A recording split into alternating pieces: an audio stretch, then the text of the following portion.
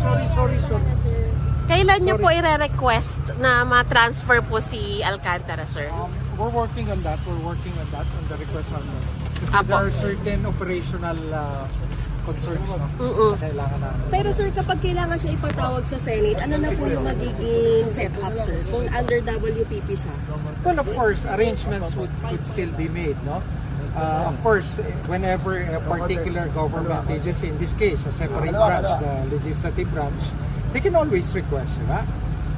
Ang ano naman, isa sa commitment kasi yan ng state witness, to make themselves available whenever needed for any and legal purpose and pursuit of the mandate of either the Senate or the tama sir Executive. yung Senate, pumayag na si Senator Lacson. Pumayag na sila na yung custody ay mapunta na. Yeah, I think we heard it all yesterday during the committee meeting, during the committee hearing, no? That the Senate has expressed their intention to let go of the custody of. Are you going to write pa? Are you going Yeah, to write? definitely we will make a formal request, no? So we're making arrangements. We don't want to preempt, no? Kasi tandaan nyo, may mga security concerns na rin. No? Pag-arrangements, Security concern, we cannot, definitely we will not, no? And if ever may nag-ano sa nyo, please don't, no? Kasi those are security concerns, no?